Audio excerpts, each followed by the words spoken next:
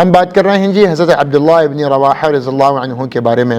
امی جان عائشہ رضی اللہ تعالی عنہا فرماتی ہیں کہ رسول اللہ صلی اللہ علیہ وسلم اکثر ان کے شعر پڑھا کرتے تھے۔ بہت سارے شعراء اسلام میں گزرے ہیں اور صحابہ میں بھی کچھ شعراء گزرے ہیں، جیسے کہ آپ سب جانتے ہیں حضرت حسان ابن ثابت رضی اللہ تعالی عنہ۔ شعراء عام طور پہ جہاد نہیں کرتے تھے، مگر عبداللہ ابن رواحہ رضی اللہ تعالی عنہ بہت بہادر صحابی جو کہ رسول اللہ کے شاعر بھی تھے، کفار قریش کی شعراء کا جواب بھی دیتے تھے اور جہاد بھی کرتے تھے۔ سنہ 8 ہجری کو جنگ مؤتہ میں رسول اللہ صلی اللہ علیہ وسلم نے ان کو سپاہ سالار بھی بنایا تھا۔ نمازوں کا اہتمام ایسا تھا کہ کبھی ان کی کوئی نماز قضا نہیں ہوتی۔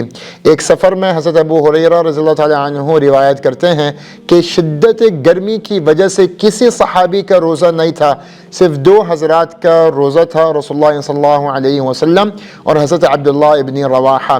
رسول اللہ صلی اللہ علیہ وسلم نے ایک حدیث مبارکہ میں فرمایا کہ رحم اللہ ابن رواحہ، اللہ عبداللہ ابن رواحہ پہ اپنا رحم نازل فرمائے۔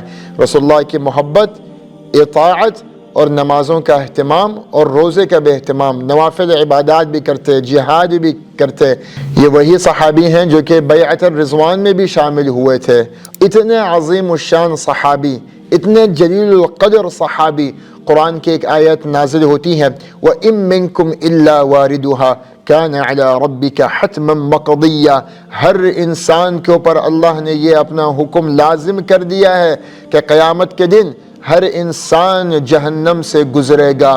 جب یہ آیت حضرت عبداللہ ابن رواحہ رضی اللہ عنہ نے سنی تو زار و قطار رونا شروع ہو گئے، کہا یا خدا میں بھی جہنم میں لایا جاؤں گا، میں بھی جہنم کی آگ سے گزارا جاؤں گا۔ مگر یہاں پہ آیت ختم نہیں ہوئی، اللہ رب العزت نے آیت میں آگے اللہ فرماتا ہے وَإِن مِّنكُمْ إِلَّا وَارِدُهَا، ہاں ہر شخص کو جہنم میں لایا جائے گا اور یہ اللہ رب العزت کا حتمی فیصلہ ہے۔ کان علی ربک حتما مقضیا، پھر اللہ آگے فرماتا ہے ثم ننجی الذین اتقوا ونذر الظالمین فیہا جثیا، ہاں جو اللہ کا خوف رکھتے ہیں اللہ ان کو نجات دے دے گا۔ یہ واقعہ آپ کو سنانے کا مقصد یہ ہے کہ اتنے جلیل القدر صحابی، اتنے عظیم صحابی کیا کیا قربانیاں دیں، رسول اللہ ان سے محبت فرماتے، ان کے لیے دعائیں فرماتے، یہ بھی جہنم کی آگ سے ڈرتے ہیں۔ یہ جلیل القدر صحابی ایک اور آیت میں آتا ہے، کیونکہ یہ شاعر تھے تو شعراء کے لیے جو سورہ شعراء کا آخری رکوع ہے اس میں اللہ فرماتا ہے وَالشُّعَرَاءُ يَتَّبِعُهُمُ الْغَاوُونَ أَلَمْ تَرَ أَنَّهُمْ فِي كُلِّ وَادٍ يَهِيمُونَ وَأَنَّهُمْ يَقُولُونَ مَا لَا يَفْعَلُونَ، کہ شعراء کی پیروی گمراہ لوگ کرتے ہیں اور شعراء وہ کہتے ہیں جس پہ وہ عمل نہیں کرتے۔ جب یہ آیتیں نازل ہوئیں حضرت عبداللہ ابن رواحہ زار و قطار رونا شروع ہو گئے کہ یا اللہ میں بھی تو رسول اللہ کا شاعر ہوں، میں بھی اسلام کا شاعر ہوں، کیا میری پیروی بھی گمراہ لوگ کریں گے؟ کیا میں بھی ان لوگوں میں سے ہوں کہ تأمرون الناس بالبر وتنسون انفسکم، کیا میں بھی ان لوگوں میں سے ہوں کہ جو کہتے ہیں مگر خود عمل نہیں کرتے؟ مگر اللہ رب العزت نے حضرت عبداللہ ابن رواحہ کی حوصلہ افزائی کرتے ہوئے آگے آیات پھر آتی ہیں۔ اللہ رب العزت آگے فرماتا ہے إِلَّا الَّذِينَ آمَنُوا وَعَمِلُوا الصَّالِحَاتِ وَذَكَرُوا اللَّهَ كَثِيرًا وَانْتَصَرُوا مِنْ بَعْدِ مَا ظُلِمُوا وَسَيَعْلَمُ الَّذِينَ ظَلَمُوا أَيَّ مُنْقَلَبٍ يَنْقَلِبُونَ۔ ہاں شعراء کی پیروی گمراہ لوگ کرتے ہیں اور وہ جو کہتے ہیں اس پہ خود عمل نہیں کرتے، مگر اللہ نے ان لوگوں کو ایکسکلوڈ کر دیا ما سوائے ان کے کہ جو کہ اللہ پہ ایمان لائے ہیں اور نیک عمل کرتے ہیں۔ جب یہ آیت نازل ہوئی تو حضرت عبداللہ ابن رواحہ رضی اللہ تعالی عنہ کا دل مطمئن ہو گیا۔